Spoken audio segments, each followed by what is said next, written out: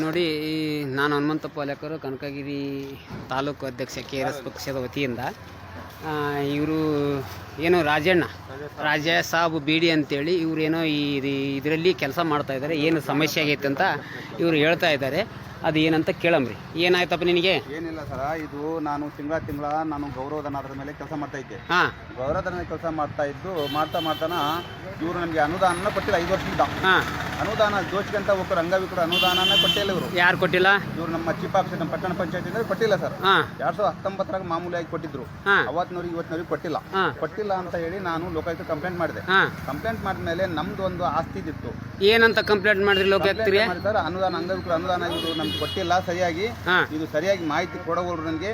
ನಾನು ಮಾಹಿತಿ ಹಾಕಿದ್ರು ಕೂಡ ನನಗೆ ಅನುಭವ ಮಾಹಿತಿ ಕೊಟ್ಟಿಲ್ಲ ಇವರು. ನೀನು ಫಸ್ಟ್ಗೆ ಇಲ್ಲಿ ಸಾಹೇಬ್ರನ್ನ ಒಂದ್ಸಲ ಮೇಲಿ ಸಾಹೇಬ್ರೆ ಇಲ್ಲಿ ಈ ಸಾಹೇಬ್ರನ್ನ ಇವ್ರ ಮೇಲಿದ್ದವ್ರನ್ನ ಸ್ವಲ್ಪ ಕೇಳ್ಬೇಕಾಗಿತ್ತಲ್ಲ. ಬೆಟ್ಟೆ ಆದೆ ನಾನು. ಬೆಟ್ಟೆ ಆದ್ರೂ ಕೂಡ ಅವ್ರು ಏನು ನಮ್ಗೆ ಕೇರ್ ಮಾಡ್ತಿದ್ದಿಲ್ಲ. ಯಾರು ಮಾಡ್ಲಿಲ್ಲ ಕೇರ್? ಇವ್ರದ್ದು ಸಾಹೇಬ್ರ ಚೀಫ್ ಆಫೀಸರ್ ಇವ್ರು ಅಷ್ಟೇ. ಕೇರ್ ಮಾಡಿ ಅಲ್ಲ, ಇವ್ರ ಮೇಲೆ ಇದ್ದವ್ರಿಗೆ ಗಮನಕ್ಕೆ ಇಡ್ಬೇಕಾಗಿತ್ತಲ್ಲ ನೀನು. ಇವ್ರ ಮೇಲೆ ಅಧಿಕಾರಿ ನಮ್ಗೆ ಅಂಗವಿಕಲರ ಅಧಿಕಾರಿ ಅಲ್ಲ, ನೀನು ಇದ ಆಫೀಸ್ನಲ್ಲಿ ಕೆಲಸ ಮಾಡ್ತಿದ್ದಿ ಅಂದ್ಮೇಲೆ ನೀನು ಈಗ ಇದು ಲೋಕಾಯುಕ್ತರಿಗೆ ನೀನು ಗಮನಕ್ಕೆ ಇಡೋದು ತಪ್ಪಲ್ಲ ನಿಂದು? ಲೋಕಾಯುಕ್ತ ತಪ್ಪೇನಿಟ್ಟಲ್ಲ. ಇವ್ರು ನನಗೆ ಕೊಟ್ಟಿಲ್ಲ ಸರಿಯಾಗಿ. ಪಟ್ಟಣ ಪಂಚಾಯತಿ ಆದಾಲಕ್ಷಿ ಅನುದಾನ ಅಂಗವಿಕಲರ ಅನುದಾನ ಸರಿಯಾಗಿ ಕೊಟ್ಟಿಲ್ಲ. ಅನುದಾನ ದೋಚಿದ್ದಾರೆ ಇವರು. ನಾನು 2007ರಿಂದ 8ರಿಂದ ಅಪಾರ್ಟ್ಮೆಂಟ್ ಇಲ್ಲಿ ಗೌರವಧನ ಆದ್ರ ಮೇಲೆ 700 ರೂಪಾಯಿ ದುಡ್ಕಂತ ಬಂದಿನಿ ನಾನು. ಈಗ ನನಗೆ 9,000 ರೂಪಾಯಿ ಆಗಿತ್ತು. ಇವ್ರು 6 ತಿಂಗಳ ಪಗಾರ ನಿಂದಿರ್ಸ್ಯಾರ. ಇವರು 2 ತಿಂಗಳ ಪಗಾರ ನಾನು ತಂದಿದ್ದೀನಿ ಆಲ್ರೆಡಿ. ಅಂದ್ರೆ ನೀನು ಆಫೀಸಿಗೆ ಕಂಟಿನ್ಯೂ ಬರ್ತೀಯಾ? ಕಂಟಿನ್ಯೂ ಬರ್ತೀನಿ. ಮತ್ತೆ ನನ್ನ ಫೀಲ್ಡ್ ವರ್ಕ್ ನಂದು ಎಷ್ಟು ಗಂಟೆಲಿಂದ ಎಷ್ಟು ಗಂಟೆವರೆಗೆ ಇರ್ತೀನಿ ಇಲ್ಲಿ? ಇಲ್ಲಿ ಗಂಟೆ ರೇಗಲ್ರಿ ನಂದು ಅನೇಕ ರೀತಿ. ಅಲ್ಲ, ನೀನು ಆಫೀಸ್ ಚಲವಾಗತ್ತೆ ಎಷ್ಟು ಗಂಟೆ ಕೇಳು? 10:30, 9:30, 10 ಗಂಟೆಗೆ ಬರ್ತೀನಿ. 10 ಗಂಟೆಲಿಂದ ಆಫೀಸ್ ಚಾಲು ಆಗುತ್ತಾ, 5:30 ಕ್ಲೋಸ್ ಆಗುತ್ತಾ? ಅದ್ರೊಳಗೆ ನೀನು ಬಂದಿರ್ತೀಯ ಇಲ್ಲಿ? ಬಂದೋಗಿರ್ತೀನಿ. ಯಾಕಂದ್ರೆ ಮನೆಗೆ ಅಂಗವಿಕಲರು ಭೇಟಿ ಕೊಡ್ಬೇಕು ನಾನು. ಹಾಗಾದ್ರೆ ಮಕ್ಕಳು দেখತಕ್ಕಂಥ ಅಂಗವಿಕಲರ, ಭವ್ಯದ ಅಂಗವಿಕಲರ, ಕುಷ್ಠರೋಗದ ಅಂಗವಿಕಲರ, ದೈಹಿಕ ಅಂಗವಿಕಲರ, ಮಾನಸಿಕ ಅಂಗವಿಕಲರ ಅವರಿಗೆ ಬರಕ್ಕಾಗಲ್ಲ. ಇಲ್ಲಿ ಬರಕ್ಕಾದ್ರೂ ಕೂಡ ಒಂದು ಟೇಬಲ್ ಅಲ್ಲಿ 3 ಕೆಲಸ ಮಾಡ್ತಾ ಇದೀವಿ ನಾವು. ಆ ತೆಳಗ್ ಕುಂದಿರ್ಬೇಕು ಅವ್ರು ಬಂದ್ರು. ಈಗ ಟೇಬಲ್ ಈಗ 3-4 ಒಂದೈತೆನಾ? ಒಂದರಿ. ಆ ಟೇಬಲ್ ಮೇಲೆ ನಾವು ಕೆಲಸ ಮಾಡ್ಬೇಕು. ಹಂಗಾಗಿನೇ ನಾನು ಬಂದು ಸ್ವಲ್ಪ ಕೆಲಸ ಮಾಡಿ ಮನೆಗೆ ಭೇಟಿ ಕೊಟ್ಟು ಅವ್ರ ಸೌಲಭ್ಯಗಳನ್ನು ಕೊಡಿಸಿ, ಆಮೇಲೆ ಬಸ್ ಪಾಸಿನ ಅಂಗ ಆಗ್ಲಿ, ಆಮೇಲೆ ಈಗ ಮತ್ತೆ ವೈದ್ಯಕೀಯ ಪ್ರಮಾಣಪತ್ರ ಆಗಲಿ, ಬುದ್ಧಿಮಾಂದ್ಯತೆ ವೈದ್ಯ ಪ್ರಮಾಣಪತ್ರ ಆಗಲಿ, ದೈಹಿಕ ವೈದ್ಯ ಪ್ರಮಾಣಪತ್ರ ಆಗಲಿ, ಇವೆಲ್ಲ ನಾವು ಕೊಡಿಸಿ ಅವ್ರ ಮಾಶೇಷನ್ ಬಗ್ಗೆ ಅರ್ಜಿ ಅಷ್ಟು ಮಾಹಿತಿ ಹೇಳ್ತಿರ್ತೀನಿ. ಮನೆಗೆ ಭೇಟಿ ಕೊಡ್ಬೇಕು ನಾನು. ಟೋಟಲ್ ಮನೆಗೆ ಭೇಟಿ ಕೊಟ್ಟಾಗ ಇವ್ರು ನನಗೆ ಯಾವ ರೀತಿ ಅಂದ್ರೆ ಮಾಹಿತಿ ಹಾಕಿದ್ದಕ್ಕೆ ನನಗೆ ಇವ್ರು 6 ತಿಂಗಳ ಗೌರವಧನ ನಿಂದಿರ್ಸ್ಯಾರ. ಈಗ ನಮ್ಮ ಅಂಗವಿಕಲ ಈಗ ಅದಕ್ಕಿಂತ ಮುಂಚೆ ನಿನಗೆ ನಿಂದಿರ್ಸಿದ್ರು ನಾವು ಮಾಡ್ಸ್ಕೊಂಡ್ ಬಂದಿನಿ. ನಮ್ಮ ಸಾಬ್ರಿಗೆ ಹೇಳಿ 2 ತಿಂಗಳು ನಿಂದಿರ್ಸಿದ್ರು. ನಮ್ಮ ದತ್ತತೆ ಹೆಗಡೆ ಇದ್ದಾಗ, ಮೊದ್ಲಿನ ಚೀಫ್ ಆಫೀಸರ್ ಇದ್ದಾಗ ಅವ್ರು 2 ತಿಂಗಳು. ಮತ್ತೆ ಇವರು ನಮ್ಮ ಬಿಲ್ ಕಲೆಕ್ಟರ್ ಏನ್ ಮಾಡಿ ಹೇಳಿದ್ರೆ ಅವ್ರು ಬಾರಾಕಿ ಸೈ ಮಾಡ್ಕೊಟ್ಟಿದ್ರು. ತಂದಿದ್ದೀನಿ ನಾನು ಆಲ್ರೆಡಿ. ಇವ್ರದ್ದು 6 ತಿಂಗಳು ಕೊಡ್ಬೇಕು. ಜುಲೈಲಿಂದ ಕೊಡ್ಬೇಕು ನನಗೆ. ಇವ್ರು ಅಷ್ಟೇ ಈಗ ನಿಂದ್ರಿಸಿರೋದು. ಜುಲೈಲಿಂದ ಕೊಡ್ಬೇಕು. ಅದು ಯಾಕೆ ಕಾರಣಕ್ಕೆ ನಿಂದ್ರಿಸ್ಯಾರ ಅಂತ ಗೊತ್ತೈತೆ? ಆ ಕಾರಣ ಅಂದ್ರೆ ಏನಂದ್ರೆ ಮಾಹಿತಿ ಹಕ್ಕ ಹಾಕಿದ್ದು. ಮಾಹಿತಿ ಹಕ್ಕ ಬಂತು ಇವ್ರಿಗೆ. ಏನೇನಂತ ಹಾಕಿದ್ ಮಾಹಿತಿ ಹಕ್ಕ? ಮಾಹಿತಿ ಹಕ್ಕ ಏನಾಯ್ತು, ನಂದು ಒಂದು ವೈಯಕ್ತಿಕ ಹಾಕಿದ್ದೆ, ಒಂದು ಅಂಗವಿಕಲ ಹಾಕಿದ್ದೆ. ನಮ್ ತಂದೆರ ಆಸ್ತಿ ಇತ್ತು. ನಮ್ಮ ತಂದೆರ ಆಸ್ತಿ, ನಮ್ಮ ತಂದೆ ಸತ್ತು 18 ವರ್ಷ ಆಗಿತ್ತು. 18 ವರ್ಷದಾಗ 20,000 ರೂಪಾಯಿ ತಗೊಂಡು ನನ್ನಿಂದ 2 ವರ್ಷದ ಹಪ್ತಿ ಕಟ್ಕೊಂಡಿದ್ರು. ಅದು 2 ವರ್ಷ ಹಪ್ತಿ ಮೇಲೆ ನನಗೆ ಫಾರಂ ನಂಬರ್ 3 ಕೊಟ್ಟರು. 20 ವರ್ಷದ ಹಪ್ತಿ ಕೊಡ್ಲಿಲ್ಲ ನನಗೆ. ಹಂಗಾಗಿ ಅದು ಒಂದು ಕೇಸ್ ಮಾಡಿದ್ದೆ. ಅಂಗವಿಕಲ ಅನುದಾನದ ಬಗ್ಗೆ ಒಂದು ಕೇಸ್ ಮಾಡಿದ್ದೆ. ಈ ರೀತಿ ನಾನು ಕೇಸ್ ಮಾಡಿದ್ದಕ್ಕೆ ಅವ್ರು ನನಗೆ ಮಾಡ್ತಾ ಇಲ್ಲ. ಇವ್ರು ಈಗ ಬಂದಕ್ಕಂತಾರೆ ಲಕ್ಷ್ಮಣ ಕಟ್ಟಿಮನಿ ಅವರು ಸರ್ ಮಾಡ್ತಾ ಇಲ್ಲ. ಇವ್ನ ತೆಗ್ದಾಕ್ಬಿಡಮ್ಮ ಅಂತ ಹೇಳಿ ಮಾತಾಡಕತ್ತಾರ ಸರ್ ಇವರು. ನನಗೆ ಅಪಾರ್ಟ್ಮೆಂಟ್ ನಂದು ಯಾವ ಅಧಿಕಾರಿ? ಜಿಲ್ಲಾ ಅಂಗವಿಕಲ ಅಧಿಕಾರಿ ನಂದು ಅಪಾರ್ಟ್ಮೆಂಟ್. ಗೌರವಧನ ಅಪಾರ್ಟ್ಮೆಂಟ್ ಸರ್ಕಾರದಿಂದ. ನಾನು ಯಾರು ನನಗೆ ಮೆಂಬರ್ ಕರ್ಕೊಂಡ್ಬಂದು ಬಿಟ್ಟಿಲ್ಲ. ಇಲ್ಲಿ ನಾನು ಗೌರವಧನ ಕೆಲಸ ಮಾಡ್ತಾ ಇದ್ದೀನಿ. ಗೌರವಧನ ಅಧಿಕಾರಿನೇ ಆಗಿದ್ದೀನಿ.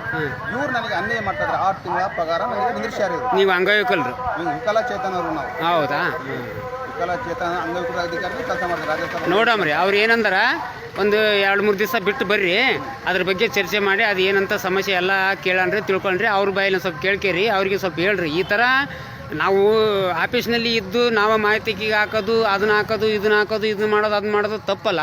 ನೀನು ಏನು ಮಾಡ್ಬೇಕಾಯ್ತು, ಅದನ್ನು ಹಾಕ್ಲಿಕ್ಕೆ ಮುಂಚೆಕ ನೀನು ಒಂದು ಮಾತು ನಿಮ್ಮ ಇವ್ರ ಮೇಲಿದ್ದ ಆಫೀಸರ್ನ ಇವ್ರನ್ನ ಸ್ವಲ್ಪ ನೀನು ಕೇಳಬೇಕಾಗಿತ್ತು. ಇವ್ರು ಯಾವ್ದು ಕೊಟ್ಟಿಲ್ಲ ಸರ್. ನಮ್ಮ ಅಂಗವಿಕಲರನ್ನು ಸರಿಯಾಗಿ ಕೊಟ್ಟಿಲ್ಲ. ಅಲ್ಲ, ನೀವು ಅವ್ರ ಜಾಗದಾಗಿದ್ದು, ಅವ್ರು ನಿಮ್ಮ ಜಾಗದಾಗಿದ್ರೆ ಅವ್ರು ಈ ಥರ ಮಾಡಿದ್ರೆ ನಿನಗೆ ಹೆಂಗೆ ಆಕತ್ತ ಅದನ್ನ ಹೇಳು. ಇತ್ತಲ್ಲ ಸರ್, ನನಗೆ ಈಗ ಅನ್ಯಾಯ ಆಗಿದೆ, ಸತ್ಯ ಅನ್ಯಾಯ ಆಗಿದೆ. ಜನರಿಗೆ ಕೇಳಮ್ಮ, ಹೋಗಿ ಅಂಗವಿಕರು ಕೇಳಮ್ಮ. ನಮ್ಮ ಆಯ್ತಲ್ಲ, ನೀವು ತಡಿ, ನನಗೇನು ಹೇಳಿದ್ರು ಅವರು ಸರ್, 10 ಗಂಟೆಲಿಂದ 5:15 ನಮ್ಮ ಆಫೀಸು ಚಾಲು ಇರ್ತೈತಿ. ಅಷ್ಟರೊಳಗೆ ಅವರು ಎಷ್ಟು ದಿನ ಬಂದಾರ, ಎಷ್ಟು ದಿನ ಇಲ್ಲ. ಆಜೂರಿ ಬಂದಿಲ್ಲ ಇಲ್ಲಿ ಅವರು. ಅದನ್ನು ನಾವು CC ಕ್ಯಾಮ್ರಾದಲ್ಲಿ ಟಿವಿಯಲ್ಲಿ ಐತಿ, CC ಇದರ ಕ್ಯಾಮ್ರಾದಾಗ ಐತಿ, ನಾವು ತೆಗಿಸಿ ನೋಡ್ತೀವಿ. ಬಂದಂದ್ರೆ ನೀವು ನಮ್ಗೆ ಅದನ್ನ ಹೇಳ್ರಿ ಅಂತ ಹೇಳ್ಯಾರ. ಅವ್ರು ಬಂದಂದ್ರೆ ಹಾಕಿ ಕೊಡ್ತಾನ ಅಂತ ಹೇಳ್ಯಾರ.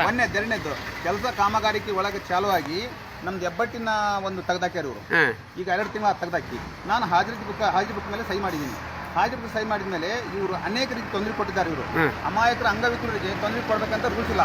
ಕೇವಲ ಮೇಲೆ 4 ಮಂದಿ ಕೆಲಸ ಮಾಡ್ತಾ ಇದ್ವಿ. ಅಂಗವಿಕಲರು ಬಂದ್ರೆ ಕೆಳಗೆ ಕುಂದಿರ್ಬೇಕು. ನಮಗೆ ಸ್ವಂತ ಒಂದು ಅನುದಾನ ಇರ್ತೈತೆ.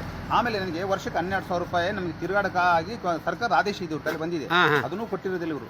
ಎಂದು ಬಹಳ ಅನ್ಯಾಯ. ಅದಕ್ಕೆ ಇವ್ರು ನಮಗೆ ನಾನು ಒಂದು ಕ್ವಶನ್ ಲೋಕಾಯುಕ್ತ ಕೇಸ್ ಮಾಡ್ತಿದ್ದೆ. ಇವ್ರಿಗೆ ನನಗೆ ಅಲ್ಲ ಸ್ವಲ್ಪ ಫಸ್ಟ್ಗೆ ಇಲ್ಲೇ ನೀವು ಚರ್ಚೆ ಮಾಡ್ಬೋದಾಗಿತ್ತಲ್ಲ. ಇವ್ರ ಮೇಲಿದ್ದರು ಸಾಬ್ರದ್ರಲ್ಲ, ಇವ್ರು ಅಷ್ಟೇ ಅಲ್ಲಲ್ಲ, ಇವ್ರ ಮೇಲಿದ್ದರು ತಲೆ ಹೋಗ್ಬೇಕಾಗಿತ್ತಲ್ಲ. ಸರ್ ಈಗ ನನಗೆ ಒಂದು ಕೋರ್ಟ್ ಆದೇಶ ಆಗಿತ್ತು. ಅಲ್ಲಲ್ಲ ಇವ್ರ ಮೇಲಿದ್ದವ್ರ ತಲೆ ಹೋಗಿದ್ರಿ ನೀವು? ಒಂದು ಪೌರ ಕಾರ್ಮಿಕರೊಳಗೆ ಸೂಪರ್ವೈಸರ್ ಪೋಸ್ಟ್ ಇತ್ತು. ಅಂಗವಿಕಲರು ತಗೋಬೇಕನ್ನೋದಿತ್ತು. ಇವ್ರು ತಗೊಳ್ಳಿಲ್ಲ. ಕಾರಣಾಂತರದಿಂದ ನಮಗೆ ಕೋರ್ಟ್ ಆರ್ಡರ್ ಆದೇಶ ಆದ್ರೂ ಕೂಡ ಹೈಕೋರ್ಟ್ ಆದೇಶ ಆದ್ರೂ ಕೊಟ್ಟ ಇವ್ರ ಆದೇಶ ನಮಗೆ ಪಾಲನೆ ಮಾಡ್ಲಿಲ್ಲ. ಹೆಂಗ್ ಪಾಲನೆ ಅಂದ್ರೆ ರೀಜನ್ ಕೊಟ್ಟರು ಇವ್ರಿಗೆ. ಕುಷ್ಠ ರೋಗ ಆಗಿದ್ರೆ ದೈಹಿಕ ಒಳಗ ತಗಂತಿದ್ವಿಪ್ಪ, ನಿನಗೆ ಗೌರವದ ಮೇಲೆ ತಗೊಳಕ್ ಬರಲ್ಲ, ಕನಿಷ್ಠ ವೇತನ ಗುತ್ತಿಗೆ ಆದ್ರೆ ಆಗಿರೋ ತಗೋಬೇಕಂತ ರೀಜನ್ ಕೊಟ್ರು. ಇವರೇ ಕೊಟ್ರು, ಡಿಸಿಆರ್ ಕೊಟ್ಟಿಲ್ಲ. ಹಂಗಾಗಿ ನಾವು ಸುಮ್ಮನೆ ಆದ್ವಿ. ಮತ್ತೆ ನಾವು ಅಪೀಲ್ ಹೋಗಿನಿ ಕೋರ್ಟಿಗೆ. ಆ ಮಾತು ಬೇರೆ. ಈ ರೀತಿ ಇವರು ತೊಂದರೆ ಕೊಟ್ಟಿದ್ದಾರೆ ನಮ್ಗೆ. ಅವ್ರು ಹೇಳಿದರೆ ಇನ್ನೊಂದು 3-4 ದಿವಸ ಬಿಟ್ಟು ನಾವು ಅದ್ರ ಬಗ್ಗೆ ಎಲ್ಲ ಚರ್ಚೆ ಮಾಡ್ತೀವಿ ಸರ್, ದಯವಿಟ್ಟು. ಆಮೇಲೆ ಅಧಿಕಾರಿಗಳು ತಾವು ನಮ್ದು ಹಣಕಾಸು ತಮ್ದು ಇವರು ಸದಸ್ಯರ ಬಗ್ಗೆ ಮೊನ್ನೆ ಕೊಟ್ಟಾರ. ಹಿರೇನಗರಕ್ಕೆ 2 ಕೊಟ್ಟಾರ ಅಂಗವಿಕಲರ ಗಾಡಿ. ಹಿರೇನಗರಕ್ಕೆ ಬರ್ತೇನೆ ಸರ್ 50% ಇದ್ದವ್ರು ಕೊಟ್ಟಾರ, 5 ಕೊಟ್ಟಾರ. ನಾವು ಯಾಕೆ ಇರ್ಬೇಕು ಸರ್? ಇಲ್ಲ ಗೌರವಧನ ಅದ್ರ ಮೇಲೆ ಅಂಗವಿಕಲರ ಕೆಲಸ ಯಾಕೆ ಮಾಡಕ್ಕಿರ್ಬೇಕು? ಇವ್ರು ರೀತಿ ಮಾಡ್ತಾರೆ ಇವರು. ಆಯ್ತಾಯ್ತು. ಅವ್ರನ್ನ ಇನ್ನು 3-4 ದಿವಸ ಟೈಮ್ ಕೊಟ್ಟಾರ ಸಾಬ್ರು. ನಾ 3-4 ದಿವಸ ಕೊಟ್ಟ ಮೇಲೆ ನಾನು ಇನ್ನೊಂದ್ಸಲ ಬಂದು ನಾವು ಅವ್ರ ತಲೆ ಬಂದು ಮಾತಾಡ್ಕೊಂಡು ನಿನಗೆ ಏನಂತ ಎಲ್ಲ ಕ್ಲಿಯರಾಗಿ ಹೇಳ್ತೀವಿ. ಏನಾಗುತ್ತೋ ಆಗಲ್ಲ. ಯಾಕಂದ್ರೆ ನೀವು ಒಂದು ತಪ್ಪು ಮಾಡಿದ್ರಿ ನಿಮ್ಮ ಆಫೀಸ್ನಾಗ, ಅದೇ ಆಫೀಸ್ನಾಗ ನೀವು ಕೆಲಸ ಮಾಡಿದ್ರೆ ನೀವು ಅವ್ರ ಮೇಲೆ ಮಾಹಿತಿಗೆ ಹಾಕಿದ್ದು ಅದು ಒಂದು ಸ್ವಲ್ಪ ನಮ್ಗೆ ಸರಿ ಕಾಣ್ತಾ ಇಲ್ಲ. ಅದೊಂದು ಸರಿ ಕಾಣ್ತಾ ಇಲ್ಲ ನಮಗೆ. ಯಾಕಂತ ಕೇಳು, ಅವ್ರೊಬ್ಬರೇ ಎಲ್ಲ ಈ ಆಫೀಸ್ನೊಳಗೆ ಅವ್ರ ಮೇಲೆ ಇರ್ತಾರೆ. ನೀ ಎಲ್ಲರಿಗೆ ತಿಳಿಸಿದ ಮೇಲೆ ಮಾಡ್ಬೇಕಾಗಿತ್ತು ನೀನು. ಕಾನೂನು ಇವರೇ ಸರ್ ನಮ್ಮ ಅಂಗವಿಕಲ ಅನುದಾನ ಆಗಲ್ದಕ್ಕ. ಇವ್ರದ್ದು ಅಲ್ಲ ಸ್ವಂತ. ಸರ್ ಕೊಟ್ಟಿಲ್ಲ, ನಮಗೆ ಕೊಟ್ಟಿಲ್ಲ. ಯಾವ ಪಂಚಾಯತ್ ನೋಡು ರಾಜಣ್ಣ, ನಾ ಹೇಳ್ತಾ ಇರೋದು ನೀನು ರಾಜಣ್ಣ ಬಿಡಿ ಅಲ್ಲ ನಿನ್ನ ಹೆಸರು. ಇವ್ರು ಅಷ್ಟೇ ಇಲ್ಲ, ಇವ್ರ ಮೇಲಿದ್ದವ್ರು ಇರ್ತಾರೆ, ಅವ್ರ ಗಮನಕ್ಕೂ ನೀನು ಇಡಬೇಕು. ಈಗ ನನಗೆ ಒಂದು ಗೌರವಧನದ ಕೆಲಸ ತಗೊಂಡಿದ್ದ. ಇವ್ರ ಮೇಲಧಿಕಾರಿಗೆ ಫೋನ್ ಮಾಡಿಲ್ಲ. ಇವ್ರು ಏನ್ ಮಾಡ್ತಾರೆ ಇದೇ ಇವ್ರ ಮೇಲೆ ಕೈ ಮೇಲೆ ಸರ್. ನೋಡಮ್ಮ, ಇನ್ನೂ ಒಂದು 3 ದಿವಸ ಟೈಮಿಂಗ್ ಹೇಳಿದಾರೆ ಅವ್ರು ಸರ್. ಆಮೇಲೆ ಮುಂದೆ ನೋಡಮ್ಮ ಆಯ್ತಾ?